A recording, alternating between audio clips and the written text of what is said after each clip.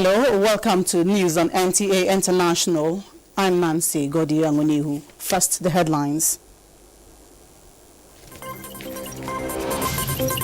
President Buhari grants audience to Kwara State Governor with issues relating to ecology and development top on agenda. Central Bank of Nigeria Monetary Policy Committee calls for reduction in lending rates. Plus, National Food Security Council reassures Nigerians of adequate food supply in spite of the devastating impact of flooding in parts of the country.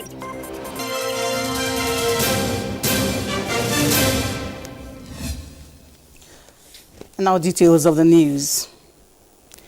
Issues relating to the ecology and development dominated discussions as President Muhammadu Buhari granted audience to the governor of Kwara State, Abdurrahman Abdulrazak. State House correspondent Adamu Sambo reports. Over the weekend, we had huge rainstorm that destroyed about 5,000 houses in the state capital. The Kwara State Governor, Abdurrahman Abdulrazak, told President Muhammadu Buhari that there was also huge flooding in Kwara North and the banks of River Niger, as a result of which nearly 15,000 people were displaced and thousands of hectares of farmlands submerged. Kwara State, he said, needs urgent federal government intervention. We were expecting bumper harvest this season, especially with the federal government's intervention in the agricultural sector. But unfortunately, we are going to lose this harvest, and we hope we'll be able to gain ground. We also thank the federal government that they gave us a 10,000 hectare irrigation scheme to boost our dry season farming. That project is on course now. Already NEMA is on ground in Kwara taking data. So we believe the circle will be shorter this time.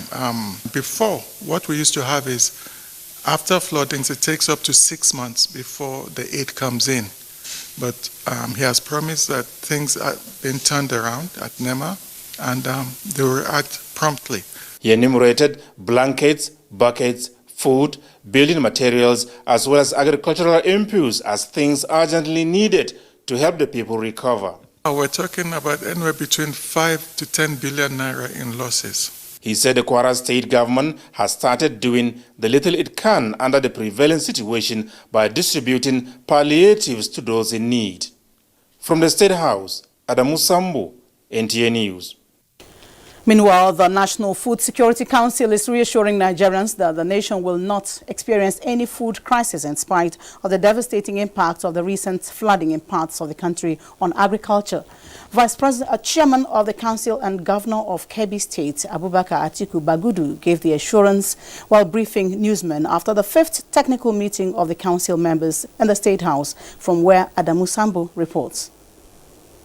The meeting, presided over by the Chief of Staff to the President, Professor Ibrahim Gambari, was convened to critically analyze available information and data on Nigeria's food situation and what needs to be done urgently towards responding to the threat posed by the recent flooding in parts of the country on agriculture. Consequently, NEMA, Banks of Agriculture and Industry, NISAL, and Nexim Bank, who have important roles to play in the nation's drive towards achieving food security, were invited for briefing. This is part of efforts towards creating synergy and collaboration needed to unlock the desired funding for the agricultural sector. The meeting also looked at how the federal government responded to the 2018 flood disaster as a model for possible adoption in response to the prevailing situation. Is there going to be a food crisis? No. By God's grace, there will be none. The flooding is devastating. But Mr. President has been working, as you can evidently see from last week to today. We are having another meeting because that's what bothers Mr. President more than anything else. How does he deliver to Nigerians? And since last week and earlier, the challenge has been come up with how we can intervene so that farmers, fishermen, and those in the animal husbandry can resume economic activity as quickly as possible. On the issue of prices of crops, even in Abuja, you will not see the price drop immediately. Prices started dropping at the local markets. Those that have existing stock will not lose money and drop the price for you. They will wait until they exhaust the stock or there is a lot of this produce in the market. Then they will be forced to drop the prices. So the crop have started coming up, getting cheaper and being transported. It takes time, depending on how fast the traders are bringing the cheaper stock into the market. The roadmap and recommendations from the meeting will be forwarded to President Muhammadu Buhari for consideration. On his part, Governor Simon Lalong of Plateau State gives an update on the battle against the COVID-19 pandemic in his state. We have not had any death. And then drastic reduction in even people that are supposed to be taken to isolation centers. We are able to address that by identifying areas where we see concentration of the disease and also control the spread. Governor Lalong said the more testing, the better for Nigeria as it strives towards controlling and containing the global pandemic. From the State House, Adamu Sambu, NTA News. And on to electoral matters, the Independent National Electoral Commission, INEC, has presented certificate of return to Governor Godwin Obaseki and his deputy Philip Shuaibu of People's Democratic Party, PDP, signifying their official recognition as governor and deputy governor-elect of the September 19 election. Agatha Egware-Ojo reports.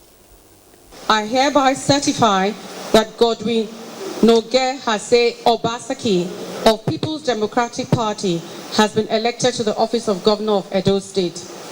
INEC National Commissioner in charge of Edo, Delta, Bayelsa and Rivers states, May Agbamuche Mbu, presented the certificates of return to Governor Godwin Obaseki and his deputy Philip Shaibu.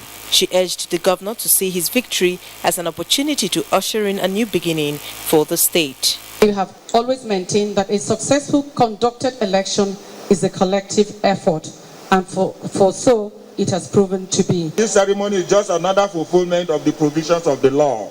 Governor Obaseki promised to use his second term in office to work more for the people. The governor commended the electoral umpire, the police and other security agencies for their efforts before, during and after the election.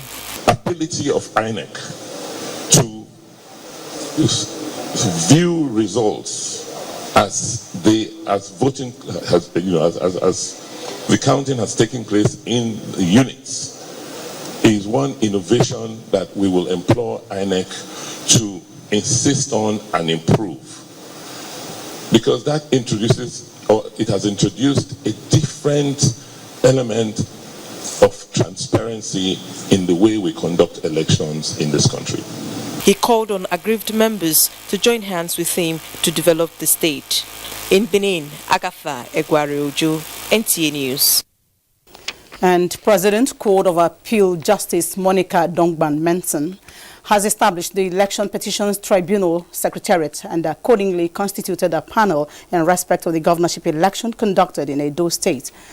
The Chief Judge of Edo State, Justice Edigin, has equally approved the use of Edo High Court Complex Election Petition Court Hall, Sapele Road, for the tribunal sitting. A statement by the court secretary, Sunday Martin, says the secretariat is now open, while all enquiries are to be directed to the secretary on this mobile number 0701 005 8493. And still on the legal front, the Supreme Court has fixed the 27th of November for ruling on an application asking it to set aside its 2019 judgment ordering Shell Nigeria Development Company to pay damages to some oil-producing communities in Bayelsa State.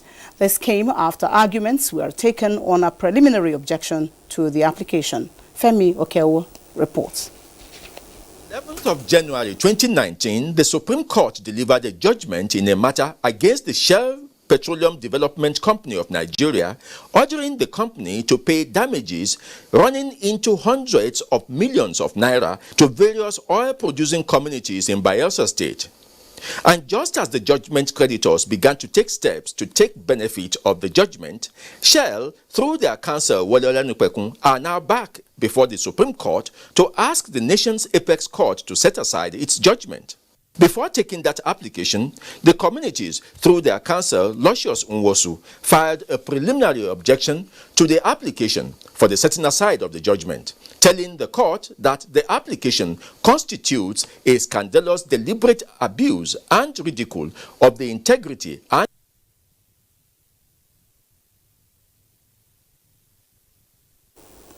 Sorry for the abrupt ending of that report. Now talking money matters.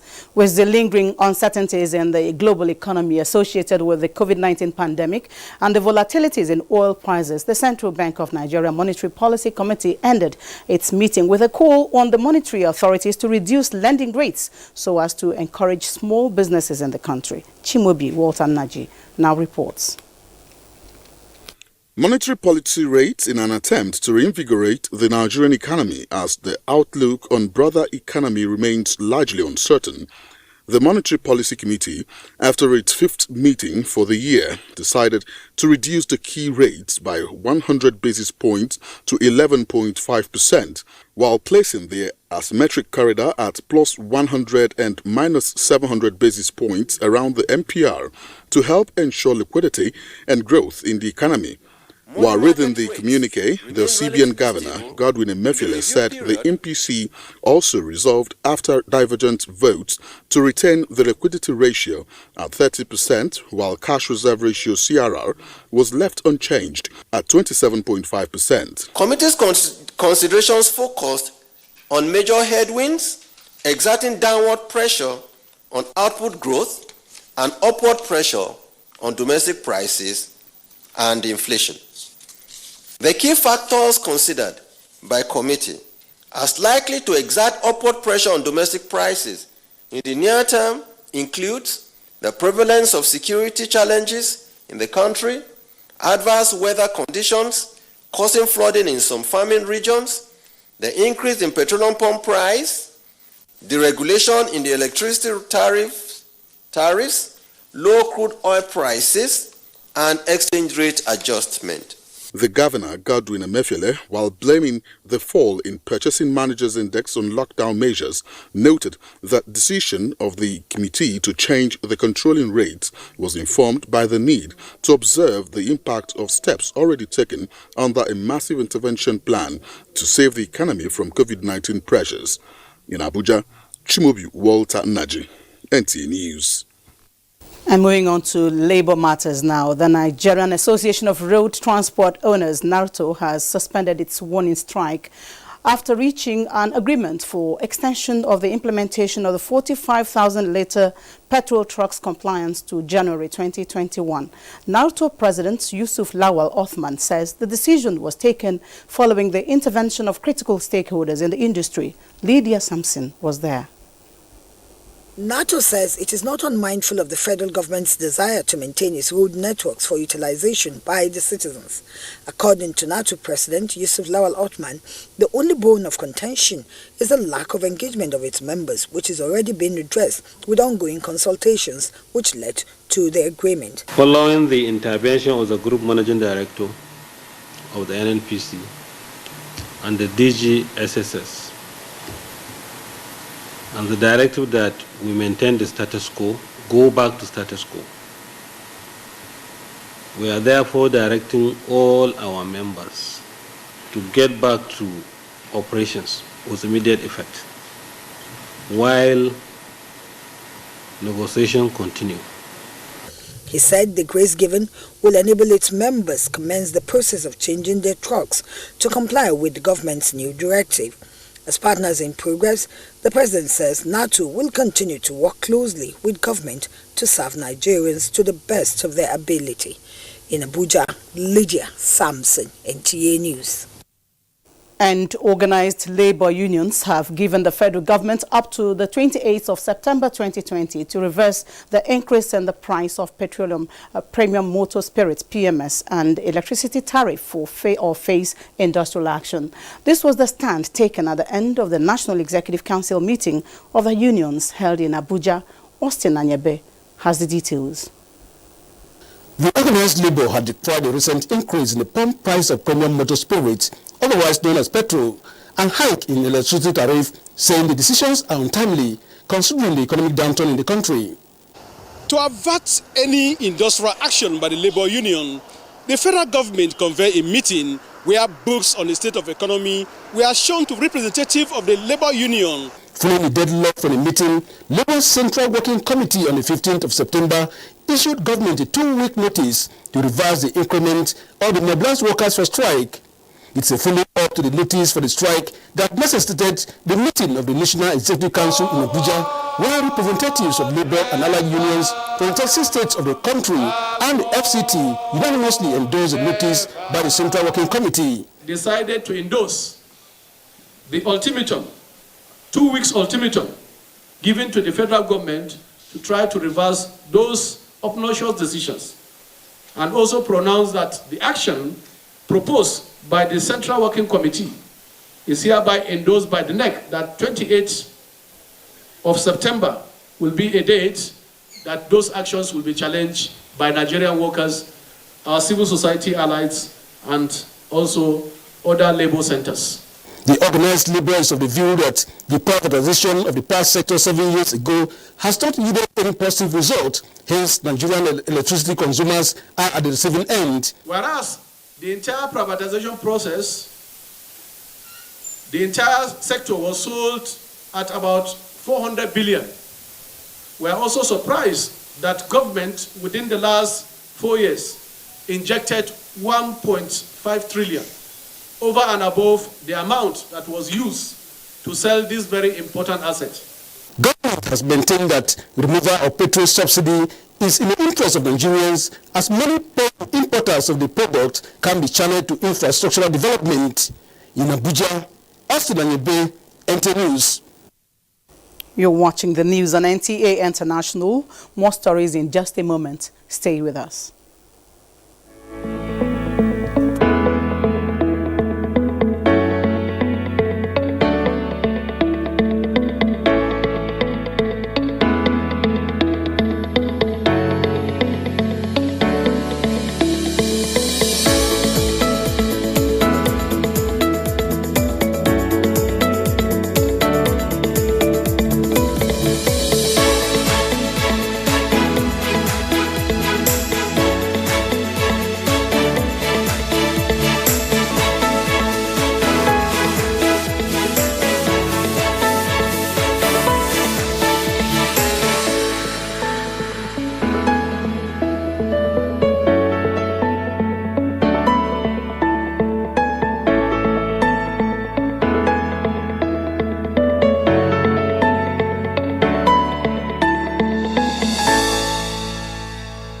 Thanks for staying with us.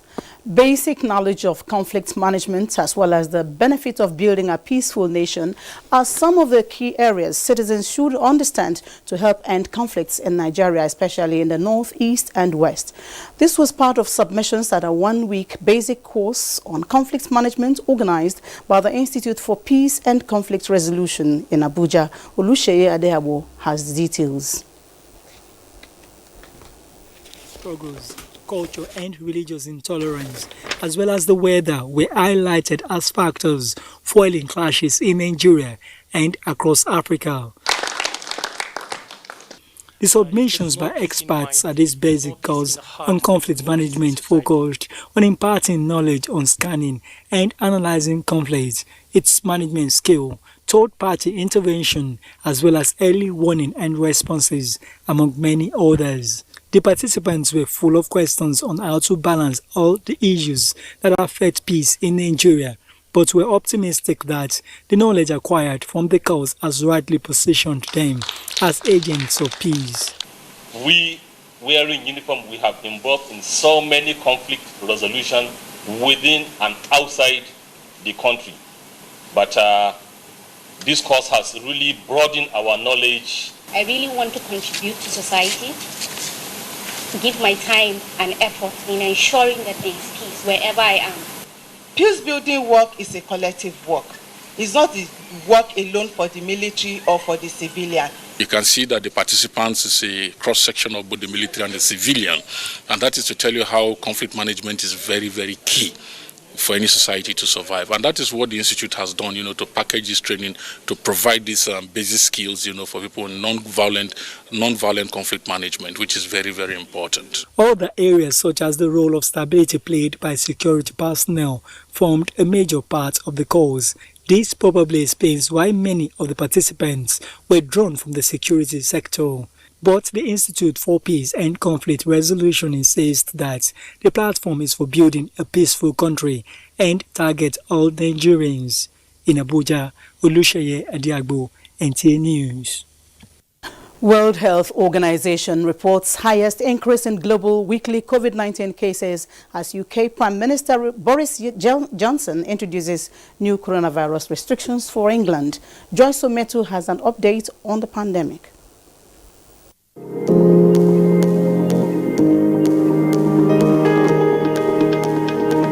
The coronavirus pandemic appears to be accelerating worldwide, with the weekly number of new cases soaring at its highest level. In the latest update, the World Health Organization said 1,998,897 new cases of coronavirus had been recorded around the world from September 14 to September 20.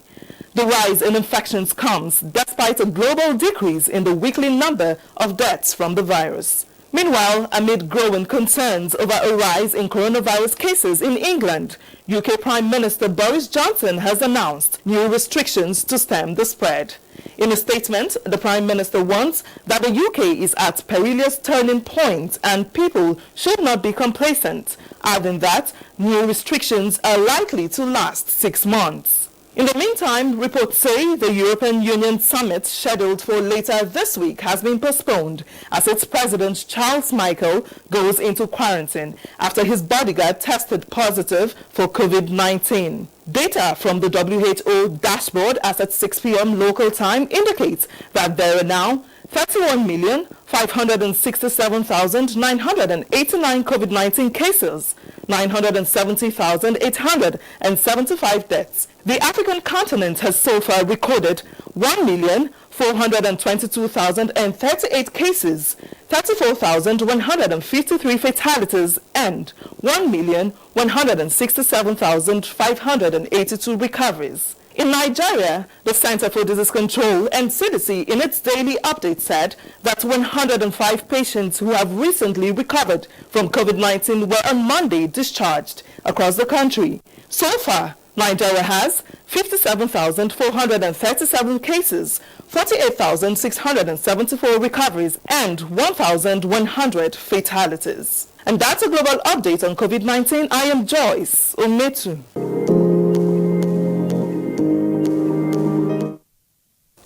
Thank you, Joyce.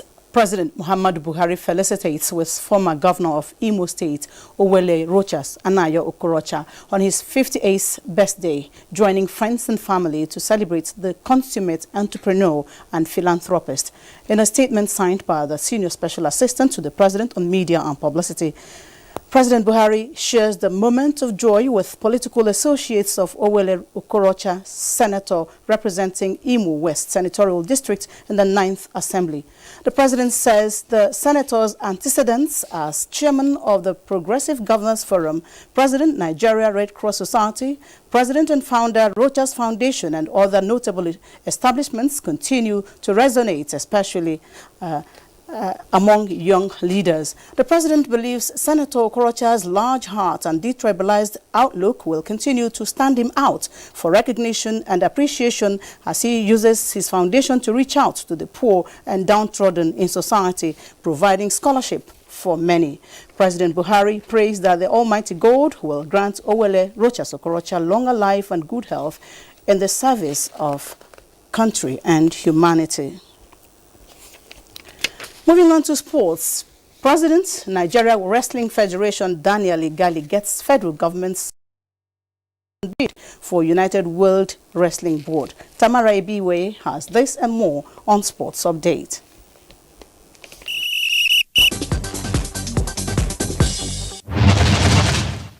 The federal government has promised to use every means within its power to support Nigerian candidates seeking a position on the board of United World Wrestling, UWW, in Belgrade this December. Minister, Youth and Sports Development, Sunday Dare, who stated this when he met President, Nigeria Wrestling Federation, Daniel Igali in Abuja, said as the most populous black nation in the world, Nigeria has what it takes to lead in all fronts. More importantly, the fact that wrestling is one of our key sports where we have competitive advantage. We think that having you in that place will be good for us. What we're trying to do is to get into the Bureau so that we can also have the necessary support for African wrestling and for Nigeria particularly. Meanwhile, newly inducted patron of Authentic Nigeria Football Supporters Club, Malam Nasir El-Rufai says Kaduna State is set to compete with any other state in sporting championships. Nasir El-Rufai, who is also the governor of Kaduna State, said the present administration is keen to promote football as a vehicle of unity and peace among the youths. In another development, Super Eagles head coach Gernot Rohr has been commended for inviting 6 new players to camp for the international friendlies with Tunisia and Cote d'Ivoire. The introduction, Nigerians say, has opened new ground for the players to showcase themselves. Mati Yakubu, not so much about him, but well, we'll see what he can do. 25 players were invited to the Super Eagles camp built for October this year. Tamara Ebiwe, NTA News. Next is a check on Wednesday's weather prospect for Nigeria and other cities across the globe.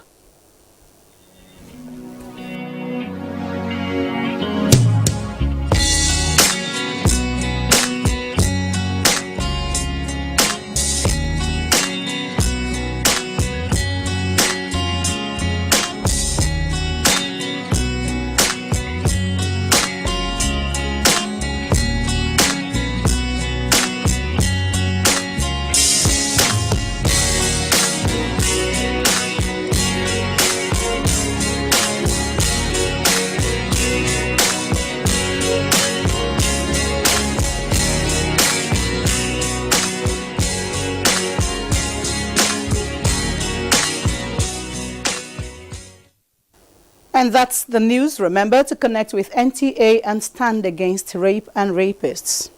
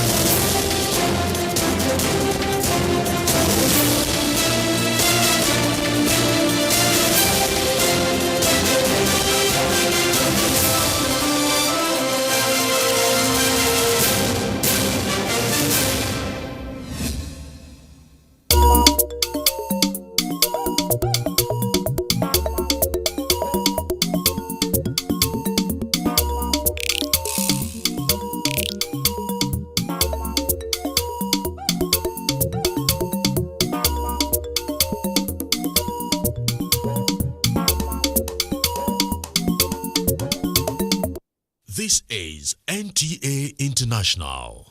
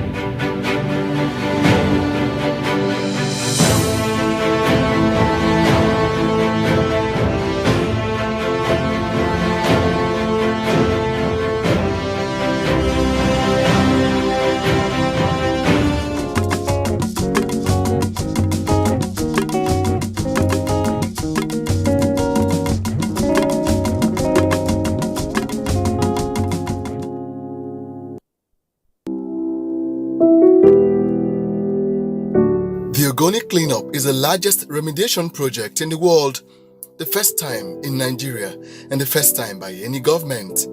Launched in June 2016, it has gone down in history as one of Muhammadu Buhari's lasting legacies as the President of the Federal Republic of Nigeria. If the water in the land are polluted, the majority of our people there, are virtually being starved because they cannot fish, because the fish wouldn't be